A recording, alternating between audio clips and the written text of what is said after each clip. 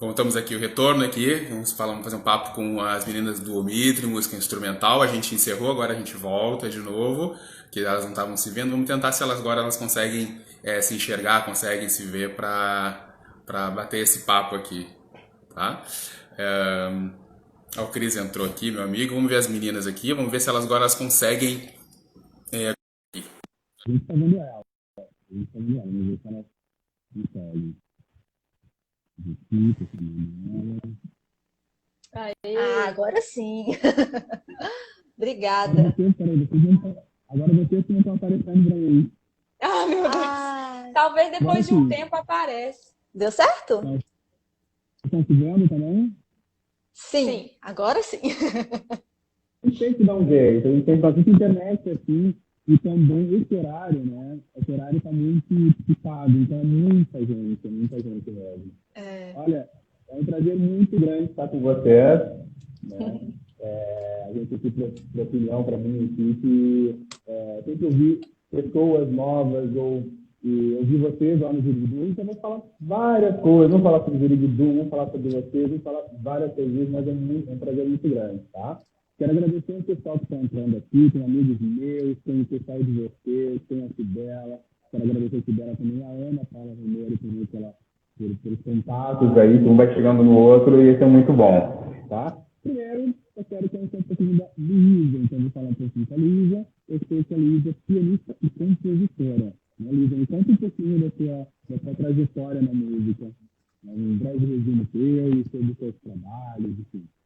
Tá, joia. Primeiro, agradecer, Rafael, o espaço, agradecer o convite. A gente está muito feliz de estar aqui com você hoje, batendo esse papo. E eu comecei na música muito novinha. A gente, né, eu e Natália, nós somos irmãs.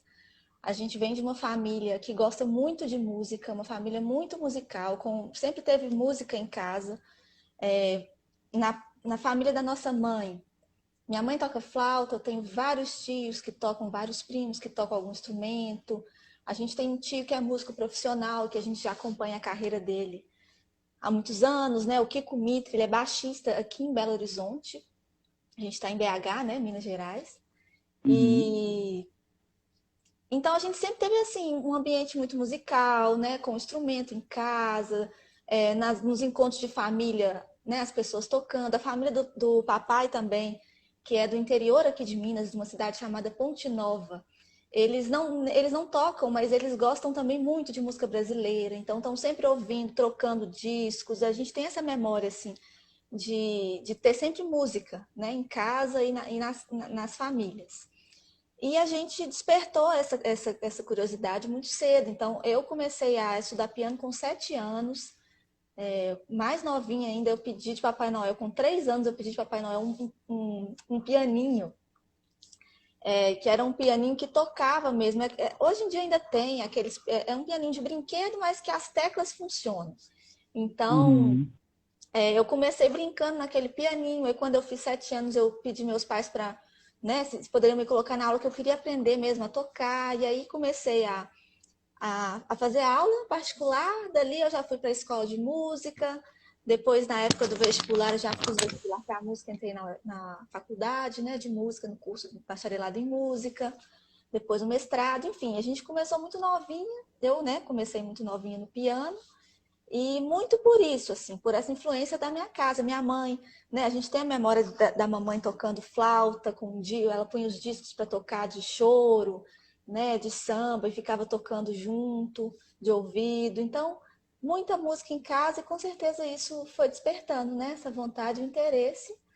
E isso também, a gente nunca parei de estudar, me apaixonei pelo piano e até hoje. Você fez faculdade de música, fez isso, fez faculdade, fez Isso. cursos, né? Isso, eu comecei com aula particular, com uma professora particular, que eu tenho contato até hoje, a tia Dani, minha querida tia Dani, que a gente chama, né, até hoje de tia Dani, porque eu comecei muito novinha com ela. De lá ela me encaminhou para um curso de extensão que tinha, até hoje tem aqui na UENG, a Universidade do Estado aqui de Minas Gerais, que tem uma escola de música muito boa. Lá eu comecei a estudar mais profundamente assim, o piano erudito, que é a minha base, né, de formação. música clássica e teoria musical, percepção musical, apreciação musical, enfim, várias matérias teóricas também, e que foi o que me preparou para fazer a prova do vestibular, né? Tem provas específicas de música e tudo, e aí na época eu fiz e entrei na UFMG, que é a Universidade Federal daqui de Minas Gerais, onde eu estudei piano, bacharelado em piano. Eu entrei num curso, na verdade, minha trajetória lá dentro foi assim, eu troquei de curso dentro do meu percurso lá na faculdade. Então, eu entrei no bacharelado em piano, que era mais voltado para o repertório de música erudita, no piano erudito. E no meio, um ano ou dois depois que eu já estava lá dentro fazendo esse curso, abriram um curso de música popular, que na época ainda não tinha. Quando eu fiz o vestibular, ainda não tinha esse curso. Eu entrei no erudito em 2008. E o curso de música popular, se não me engano, abriu em 2010, a primeira turma. 2009 ou 2010, agora eu estou um pouco na dúvida. E aí eu fiz essa troca lá dentro. Eu não cheguei a formar no piano erudito, mas eu fiz 3 anos de piano erudito. E aí depois eu migrei para o curso de música popular, que era a área que eu queria mais investir, trabalhar, tanto que é a área que eu trabalho hoje. O meu foco, né, é na música popular. Mas passei também por esse piano erudito. E aí depois eu formei no bacharelado em música popular, em 2013, e fiz um mestrado de 2015 a 2017, também em piano, também aqui na UFMG. Eu fiz em música brasileira também, piano brasileiro, um mestrado focado no choro. Eu acho que até no Festival de Vergueiro você tocou um pouquinho, né? Que foi de choro, né? Se não me engano. Tocamos, a gente tocou um pouco de repertório de choro. Isso, legal. E também temos a Natália, né? A Natália é percussionista, vibrafonista e baterista também, né? Isso. Conta um pouquinho do teu crescimento profissional, porque é bastante sério também. E assim, para poder entender, são lados diferentes de você, mas que se complementam. Seria isso? Pode dizer isso? Pode ser isso mesmo que você pode dizer ou não? Acho que sim. Não pode. Quer tirar o fone? Não precisa não. Mas sobre a minha formação, né? O meu primeiro instrumento foi a bateria, na verdade, né?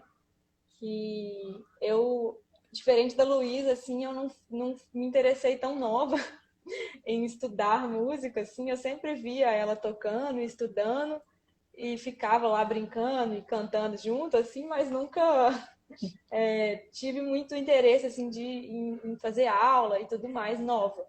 Mas quando eu entrei, eu estudei num colégio que tinha uma banda, essas bandas marciais, e foi lá que eu comecei, de fato, a me interessar.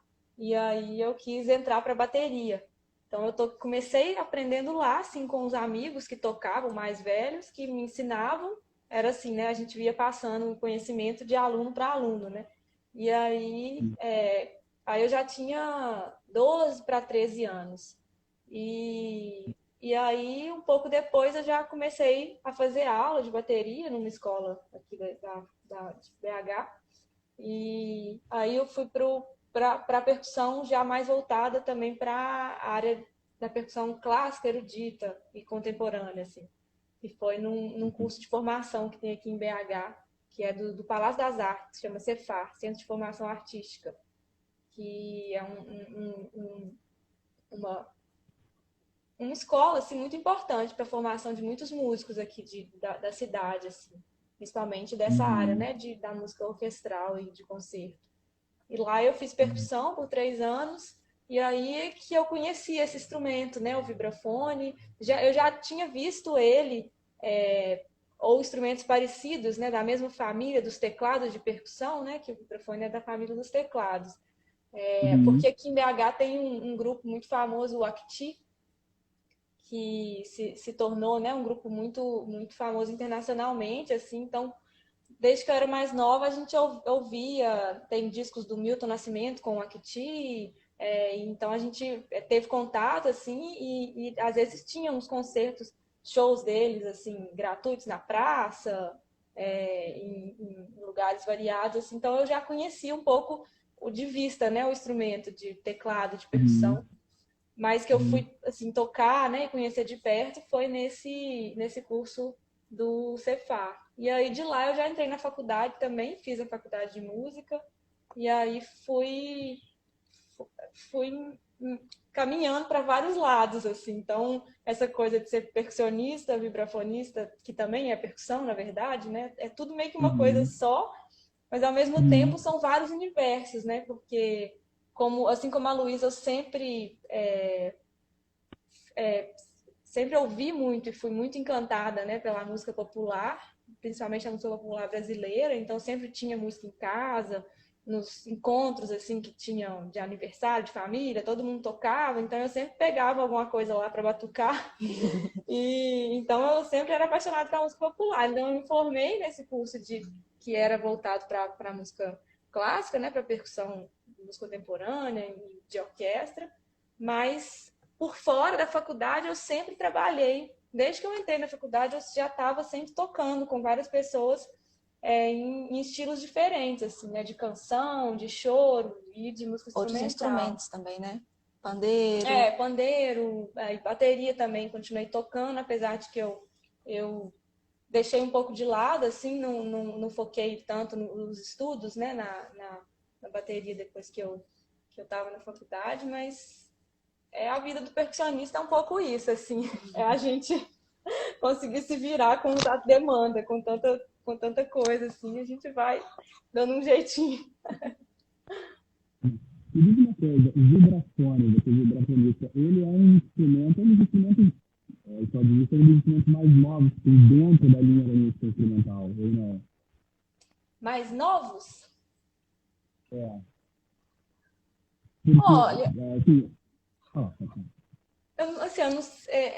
é difícil, assim, dar isso de mais novo, né? Talvez eu diria que na música instrumental brasileira pode ser considerado mais novo, assim.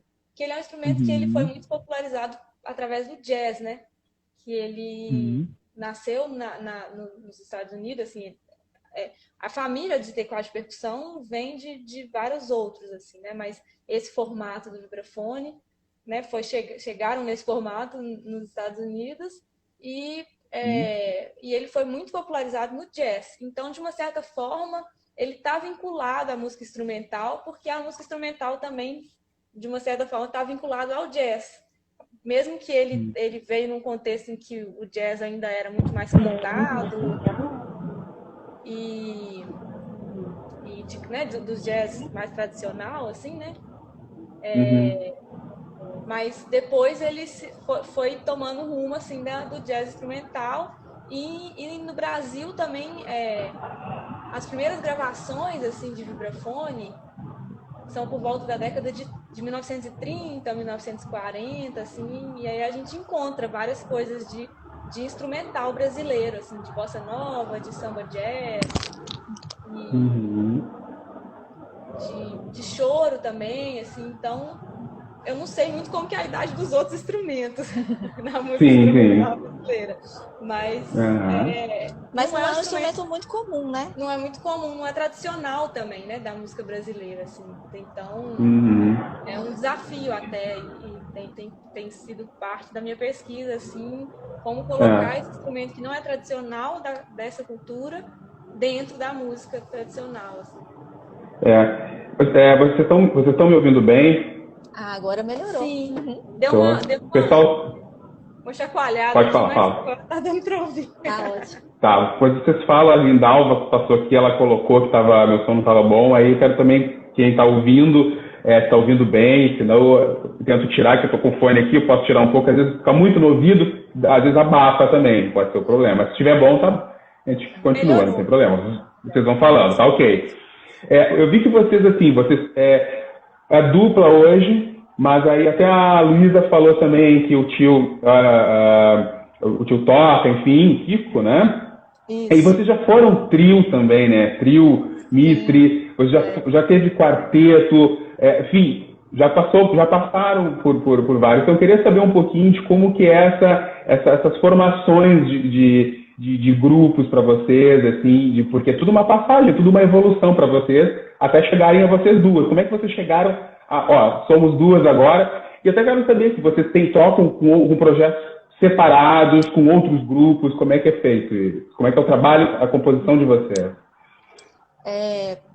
A gente tem outros grupos, né? Assim, esse trabalho de duo é um trabalho que a gente já queria ter feito há muito tempo, porque a gente é irmã, a gente já toca juntas, em vários outros projetos, inclusive, né? A gente já tocou juntas, eu tocando piano e a Nath tocando tanto vibrafone como bateria e percussão, né? Outros instrumentos também. A gente já tocou junto com cantores, com grupos de cantoras, com grupos de música instrumental, às vezes também de forma assim, freelancer, né? A pessoa vai fazer um show e aí tem que chamar os músicos, a gente estava lá, enfim. A gente já toca juntas há muito tempo, além de tocar em casa, né? Eu falo assim, profissionalmente, nos palcos, né? Fazendo shows juntas, tocando juntas. Mas a gente nunca tinha formatado um projeto de piano e vibrafone. A gente tem o Trio Mitre ainda, que ele ainda existe. Agora sim, na quarentena está parado como todos os outros projetos de tocar, né? Mas é um projeto que sou eu, a Nath, na bateria, mais especificamente na bateria, ela toca até mais bateria, né, Nath? No Trio Mitre. E meu tio, que é baixista. Você toca bateria também, Luísa? Eu não. Não, tá. Não. E meu tio, que é baixo, que é uma formação clássica, né? O piano trio, baixo, bateria e piano é uma formação clássica dos trios de jazz, de música instrumental, né? A gente tem os trios brasileiros, de música instrumental brasileira, de samba jazz, então é um pouco essa referência que a gente tem no Trio Mitre. Mas a Nath toca também, em alguns shows, também toca vibrafone no trio, mas é um outro repertório. Tem o meu tio, né, que assim, pra gente é uma grande alegria poder ter esse projeto com ele e que é uma grande referência para nós. Então o trio não acabou não, ele tá lá. A gente lançou um disco ano passado com o Trio Amaranto, que é um outro trio que aqui de BH, que são 3 cantoras. A gente lançou um disco com elas. Então assim, o trio está em atividade. Fora esse trio, eu tenho um grupo chamado Toca de Tatu, que é um grupo de choro. Sou eu, Lucas Teles no violão de 7 cordas, Lucas Ladeia no cavaquinho e Abel Borges na percussão, que é um grupo que eu tenho desde 2011. A gente já tem 2 discos lançados, já tem uma história aí grande também, continuamos, né? Mas é um repertório mais voltado para o choro, também música instrumental brasileira, mas é uma formação que é mais voltada para o choro, né? Eu tenho um quinteto que é do meu projeto autoral, que eu lancei há 2 anos, em 2017, que a Nath faz parte do quinteto, tocando vibrafone, inclusive, que são músicas minhas. Aí o foco desse quinteto são as minhas músicas autorais, que estão num disco que a gente lançou em 2018, chamado Oferenda, um disco com as minhas composições. A Nath faz parte desse quinteto também. É piano, baixo, bateria, vibrafone e flauta. Que mais? Aí eu tenho outros projetos. Eu tenho um duo também com uma flautista daqui de BH, Marcela Nunes, que a gente faz um repertório bem voltado para as compositoras mulheres da música instrumental, que a gente estreou 2019, início de 2019. Eu tenho um duo com o violonista Lucas Teles.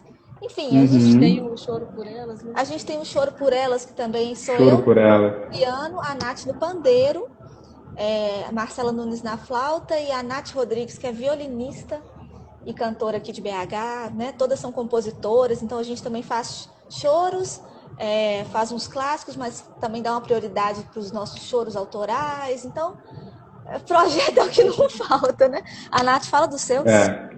Bom, os 2 principais trabalhos que eu tenho, além do duo, né, e do Trio Mitre, eu tenho um quinteto de música instrumental também, que chama Sem Receita.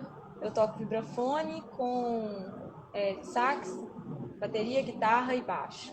A gente tem um disco também lançado, tem nas plataformas digitais. Todo autoral esse disco nosso. A gente trabalha com músicas nossas e de amigos e parceiros, né, daqui da cidade. E tem um grupo de berimbaus. Olha só, que legal. É muito bonito. De berimbau que chama Arco Musical Brasil. A gente nasceu em 2016 e a gente acabou de gravar também um disco com músicas nossas que a gente foi compondo. E é um trabalho que a gente usa o berimbau de uma forma diferente, assim, um pouco diferente do tradicional, né? Que a gente usa umas afinações e são todos afinados, então tem uma cara bem diferente, assim, vale a pena. Depois eu te mando pra você conhecer. Arco Musical. Manda, não. Vai lançar Pode mandar. Talvez estava previsto para esse ano, né? Mas agora, com a situação, imagino que vai acabar ficando para o ano que vem o lançamento. Pessoal, quero agradecer quem está entrando aí, tem bastante gente entrando. Papo com as meninas do Omitri. Elas vão tocar, quem perguntou, um amigo meu, o Cris, falou, vão tocar mais pro final, elas vão tocar um pouquinho. A gente vai eu vou mais conversar aqui com elas nesse momento, até porque elas estão com fone também, então a gente vai deixar a música mais pro final, porque elas ficam mais soltas, mais liberadas também. Não, se eu parar para chamar para tocar e depois tem que voltar com fone, a gente deixa, né? A gente vai conversando e depois a gente toca. Mas podem mandar perguntas também, se vocês querem saber um pouquinho mais com elas, pode complementar alguma pergunta minha também, ou alguma coisa que é legal. Me diz uma coisa, Luísa, você é compositora também, né? Hoje está falando com a Cibela e estava a Débora Levi falando sobre composição, né? Ela deu ali alguns detalhes sobre singles, e aí eu queria saber de ti como que é esse processo de composição. Por exemplo, vocês vão formar uma música, se vocês colocam um prazo para aquilo ali, como que é feito? Se dentro daquele prazo vocês cumprem, se não, como fica a criatividade, a imaginação, como é que você trabalha essa forma da composição, de poder compor, de poder criar? E já que vocês têm já uma base de carreira ali, já tem um crescimento, mas às vezes a imaginação, a criatividade, ela pode vir como não pode vir. Eu quero ver como é que tu trabalha isso aí. Olha, é um exercício, né? A criatividade é um exercício e eu trabalho bem com prazo, assim. Eu costumo... se eu não tenho um prazo, eu costumo dar uma enrolada, sabe? A gente sempre acha que as coisas não estão prontas, é aquilo, né? Você quer ficar mexendo. Mas eu costumo ser, assim... Eu costumo ser objetiva nas composições. Eu gosto de pensar antes de começar a fazer, pensar pelo menos assim uma estrutura, o que eu imagino. Claro que às vezes chega no meio do processo ali, você fala, não, mas vai faltar, sei lá, eu tinha pensado, sei lá, uma música com 2 partes, vai faltar uma terceira, ou eu estava pensando em ir por aqui, vi que é melhor ir por outro caminho, então isso acontece. Mas eu gosto de planejar a música antes, assim, dar uma planejada na forma, enfim, alguns elementos, assim, já tenho na cabeça algumas ideias. Então isso me ajuda a ser mais objetiva, porque também se deixar a gente senta no piano e fica ali, né? Horas, cada hora tocando uma coisa, realmente tem uma hora que você tem que escolher um caminho e seguir nele até para o negócio fazer sentido, né? Porque também senão vira uma colagem, assim, que é legal, tem músicas que são assim, que são muito legais, mas eu gosto das coisas estarem amarradinhas, assim, é um jeito de compor que eu gosto. E é uma coisa que me ajuda também. Eu não sou, assim, uma pessoa super... Eu nunca estudei composição a fundo, então eu não sei, assim, técnicas e técnicas de composição. Mas eu tenho uma ideia de uma estrutura e do que faz, a meu ver, assim, uma música ficar bem feita ou não, né? E eu tento usar isso na medida do possível, mas mesmo assim eu ainda sou meu processo ainda é muito intuitivo, então ainda passa por isso, assim, por ficar cantando, tocando e experimentando as coisas, né?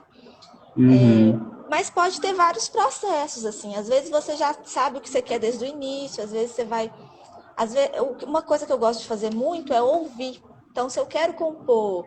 Eu lembro, assim, na época do meu disco, que eu tinha um prazo, inclusive, super apertado, porque a história desse disco foi que ele foi uma encomenda. Eu tinha que apresentar o repertório num show dentro de um programa de um festival daqui de BH, chamado Savassi Festival.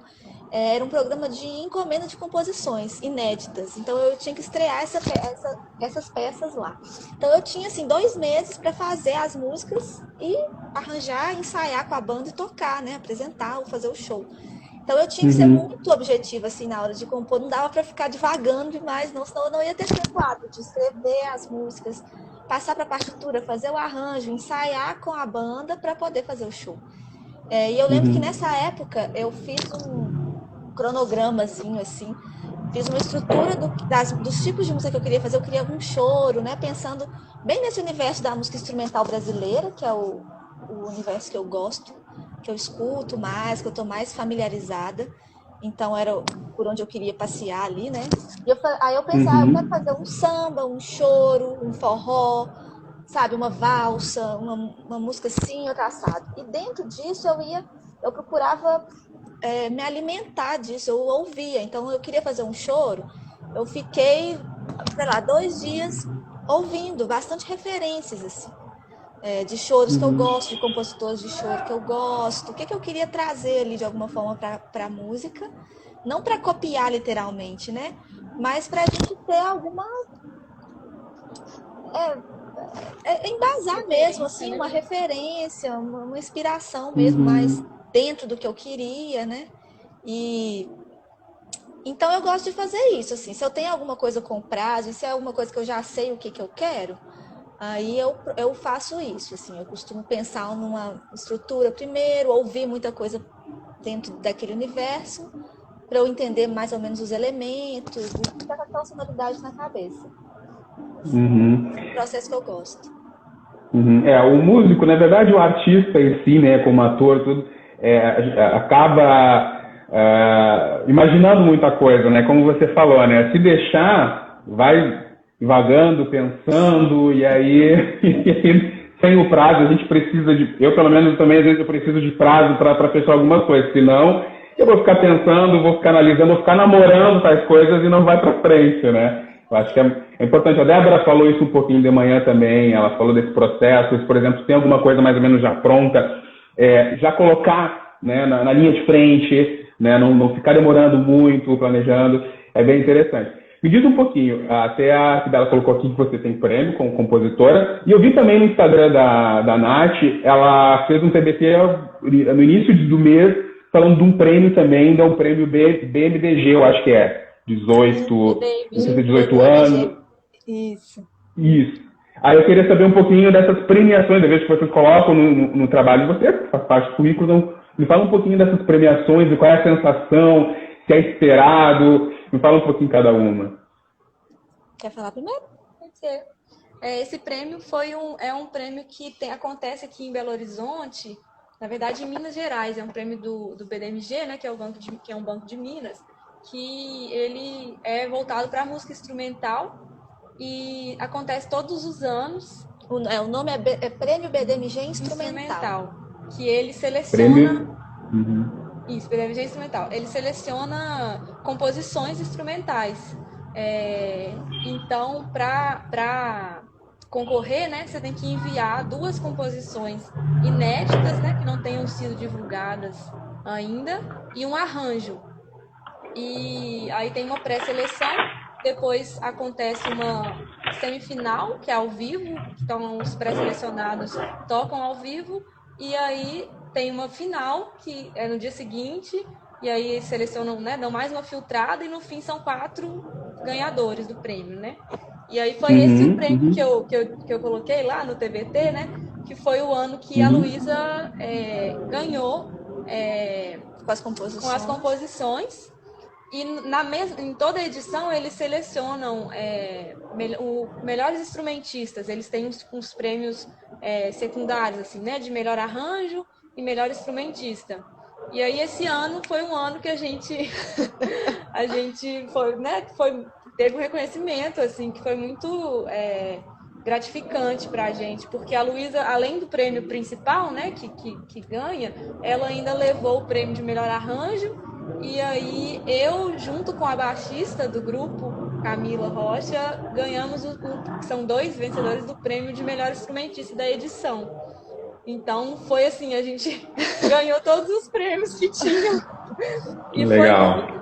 Foi muito um momento assim, muito importante até para a música instrumental de Minas, na minha opinião, né? Porque a gente, infelizmente, ainda vê muita participação feminina, muito pouca participação feminina na música instrumental.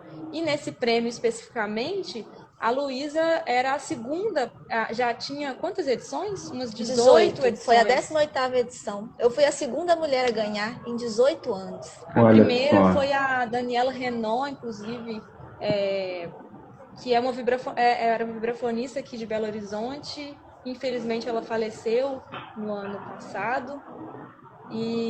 Mas uma vibrafonista super importante aqui também. E ela foi a primeira, há muitos anos atrás. E depois dela, houve um espaço assim, gigantesco no tempo que na verdade, nem tinha Renata mulher. Chamili tá aí. Ai, a Renata massa. é produtora aqui de BH e ela beijo, trabalha Renata. no prêmio também. Ela prêmio BDMG. Pois é, foi um ano super... Porque o prêmio BDMG instrumental aqui pra gente é uma referência muito grande, muito forte, né, Nath? Na música instrumental daqui de Minas.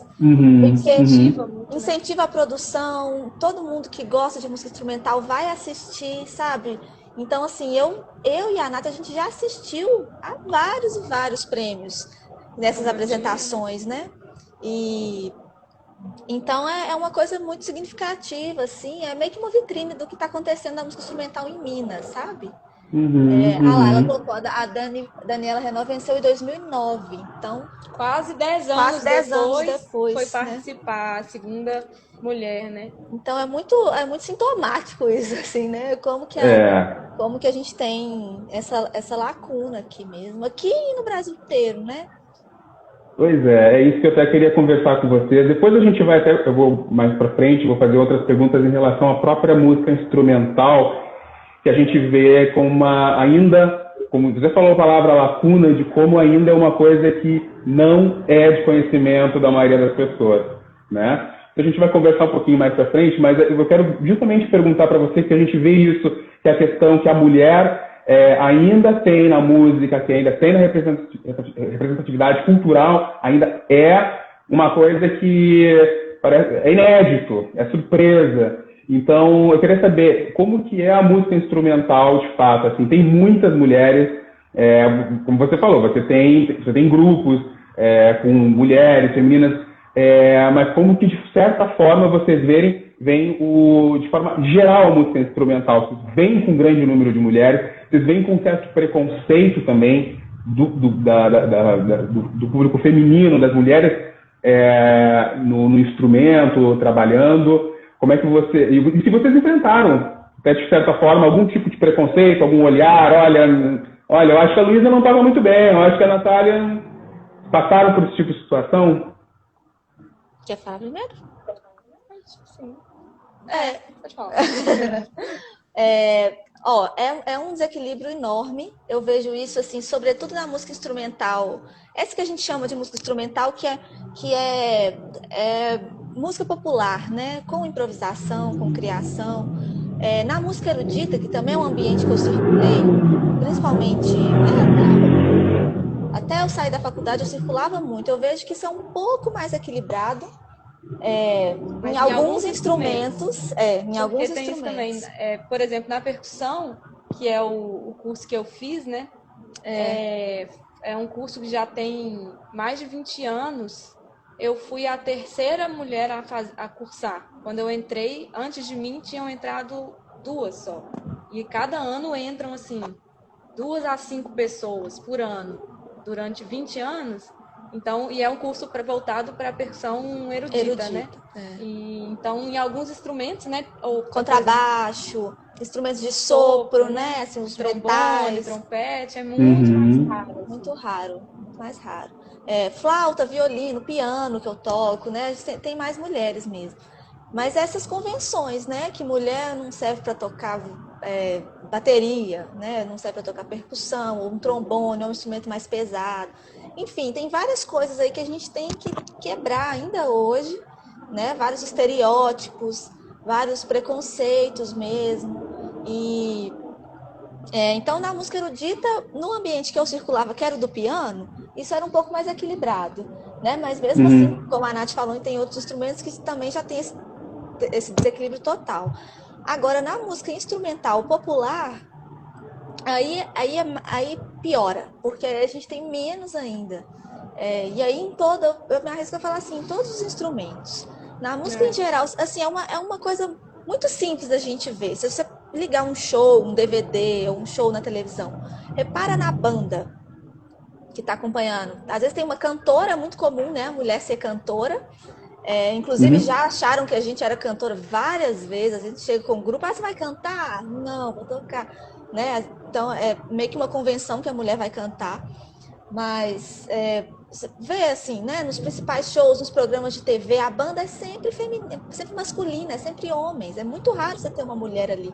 Ou um equilíbrio entre mulheres e homens. Se tem uma, né? A não ser que seja uma banda igual a do Serginho Grossman lá, que era de mulheres, mas montada com esse intuito, né, de ser uma banda de mulheres. Então, assim, não é uma coisa ainda muito frequente e natural, porque as pessoas ainda se espantam um pouco.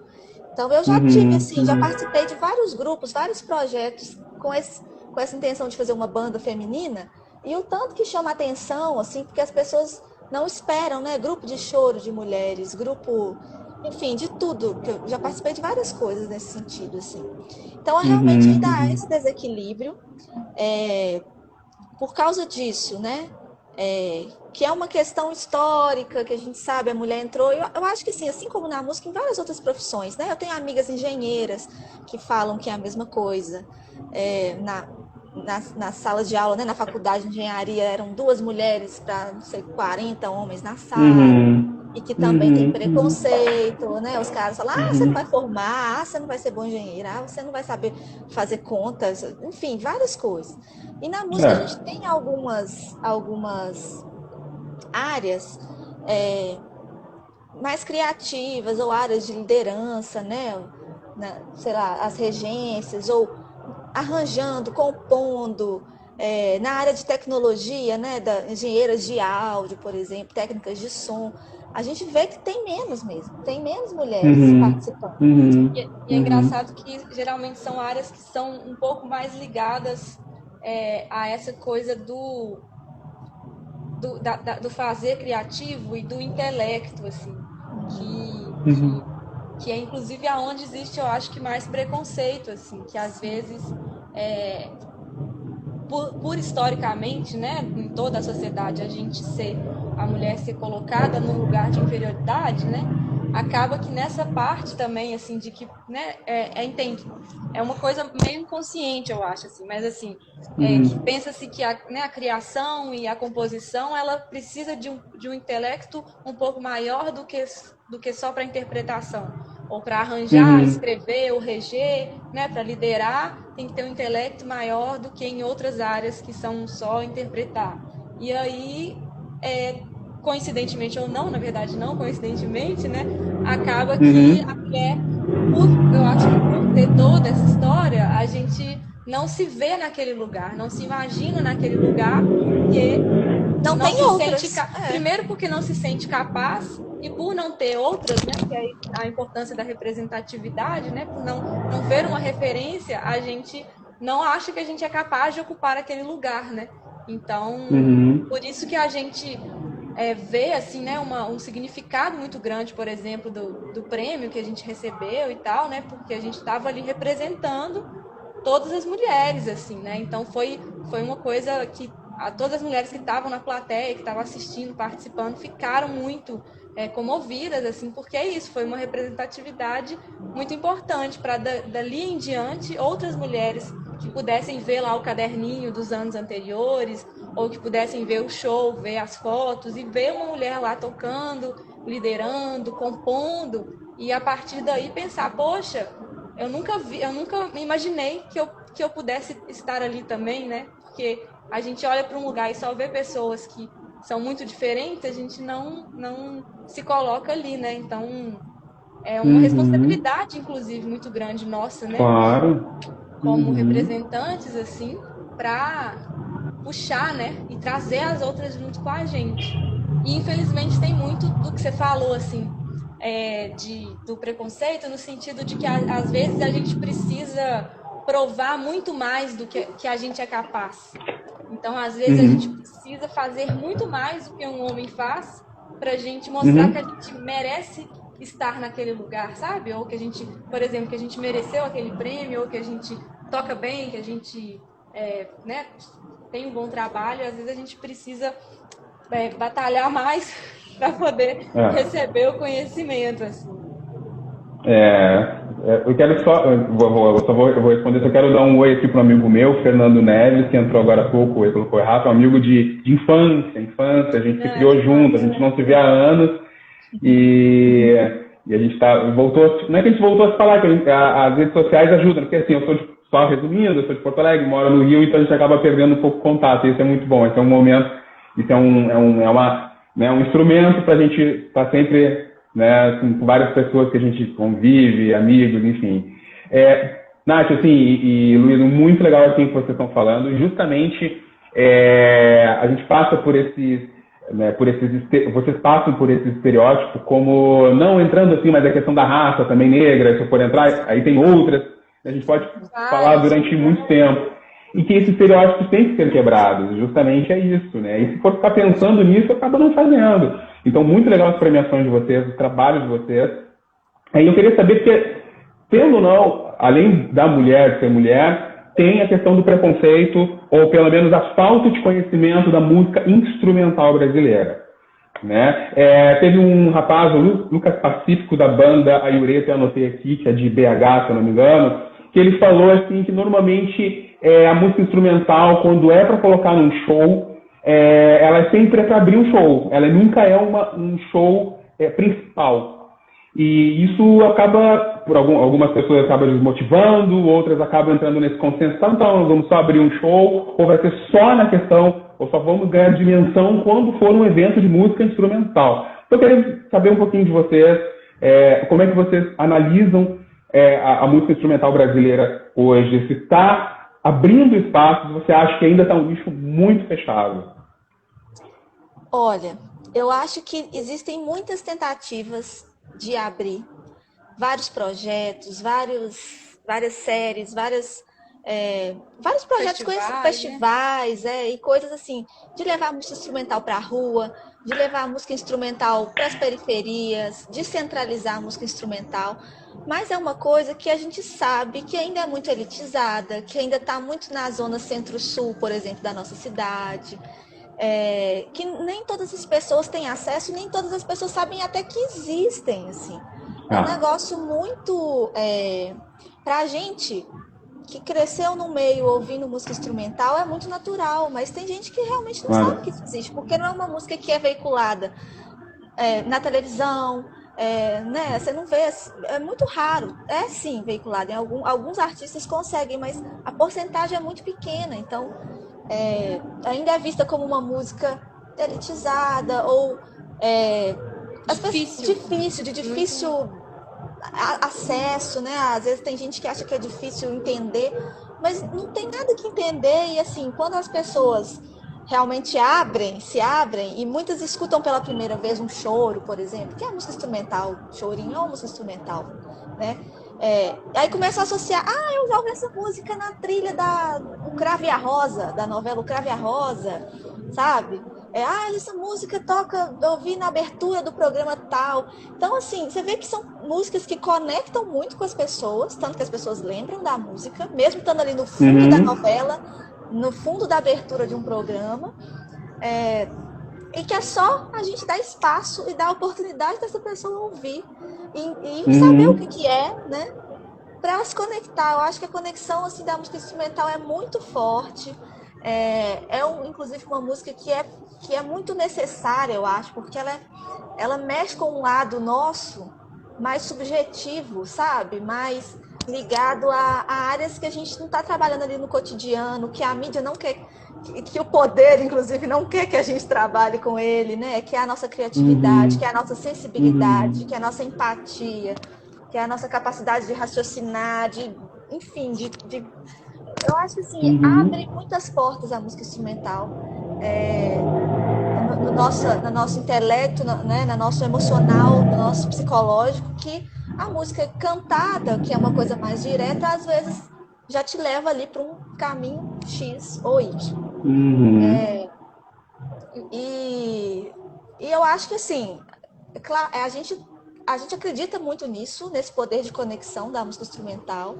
E é por isso que a gente gosta muito, e a gente acha que todo mundo merece. Legal. Merece conhecer. Ainda mais, sobretudo, né, porque a gente gosta tanto, que é a música instrumental brasileira, que é tão rica, que é tão diversa, que é tão presente de alguma forma nas outras músicas cantadas que sejam, né? A gente tem muitos elementos da música instrumental que estão nessas outras músicas. E tem uma coisa também da música instrumental, porque música instrumental é um termo muito abrangente, né? Que vai desde jazz até a música, sei lá, de elevador, a música de elevador, né? Ao choro, então é muito abrangente, assim. Mas uma coisa que na música instrumental brasileira tá muito misturado, né? Com a música, a canção brasileira, né? É a parte rítmica. Na verdade é tudo, né? A melódica e a harmônica também, assim. Mas a rítmica da música brasileira, né? Independente dela ser instrumental ou não, ou ser cantada, ela é